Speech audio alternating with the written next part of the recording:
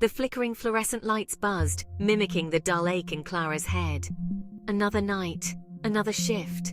The stale air of the apartment building pressed down, heavy with unspoken stories and the faint scent of mothballs. She hated this place, hated the peeling paint, the groaning pipes, the ever-present sense of unease that clung to every shadow.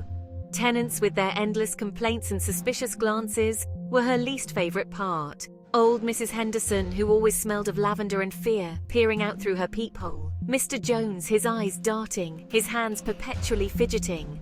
A symphony of creaks and groans echoed from the ancient elevator shaft, a constant reminder of the building's age and decay. Clara longed for a different life, one filled with sunlight and laughter, a life far, far away from Management Lane. Night brought a different kind of silence, a heavy quiet that pressed in on her. The daytime noises, the rumble of the garbage chute, the distant sound of traffic, faded, replaced by a quiet so profound it felt like the building was holding its breath. Every creak and groan seemed amplified, echoing down the empty hallways. Clara huddled in the small, cluttered office, the only light coming from her desk lamp. Her gaze fell on the flickering security monitor, its grainy images showing the empty lobby. Nothing moved, yet she couldn't shake the feeling of being watched, scrutinized by unseen eyes. It started subtly, a whisper of movement at the edge of her vision, the fleeting glimpse of a shadow disappearing around a corner. At first she dismissed it, attributing it to her weariness and the building's creaking bones. But the incidents persisted, growing bolder, more frequent. One night, while making her rounds, she heard it, a soft, dragging sound coming from the basement. Her heart pounded against her ribs, a drumbeat of fear in the silence. She peered down the dark stairwell, her hand trembling as she reached for the light switch. The bulb flickered, casting long, grotesque shadows that danced with the movement of her hand. Another night she stumbled upon a child's toy, a worn teddy bear, sitting in the middle of the hallway. The sight sent chills down her spine. There were no children in the building, not that she knew of.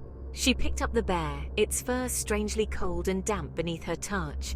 The security monitor flickered, the image distorting for a moment before returning to normal. But in that brief flash, Clara could have sworn she saw a figure standing in the lobby, a tall, gaunt silhouette shrouded in darkness. Her breath caught in her throat, her pulse quickening. Was it a trick of the light, or something far more sinister?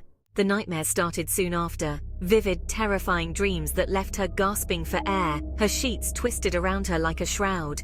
The building became her tormentor, its shadows harboring secrets, its silence amplifying her fears. The dragging sound from the basement became a nightly occurrence, beckoning her, drawing her in. One night, driven by a morbid curiosity and a growing sense of dread, she decided to face her fears. Armed with nothing but a flashlight and her rapidly dwindling courage, she descended into the bowels of the building. The air grew heavy, thick with the smell of mildew and rust. The boiler room was a cavernous space, filled with hulking machines and shrouded in an oppressive darkness. The beam of her flashlight danced across the room, illuminating cobwebs and dust-covered pipes. And then she saw it. Standing in the dim light of a flickering bulb was a figure, tall, skeletal, its eyes two glowing embers in the darkness. It turned, and a wave of icy fear washed over her, paralyzing her with terror. The flashlight slipped from her grasp, the sound of its clatter echoing through the silence.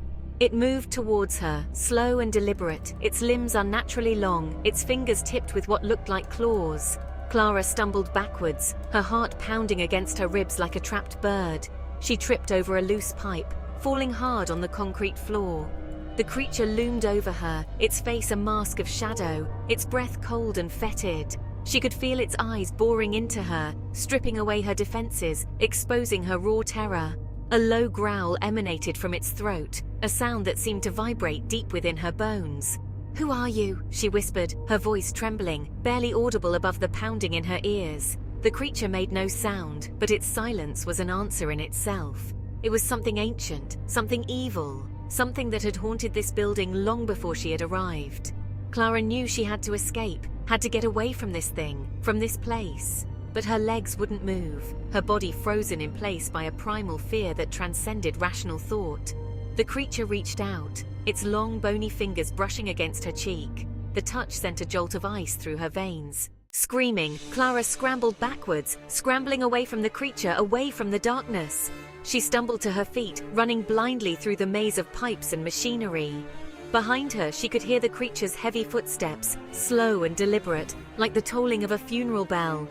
She burst out of the boiler room, racing through the darkened hallways, her lungs burning, her legs screaming for respite. But the creature was relentless, its presence growing stronger with every passing moment. The building itself seemed to conspire against her, the walls closing in, the shadows deepening.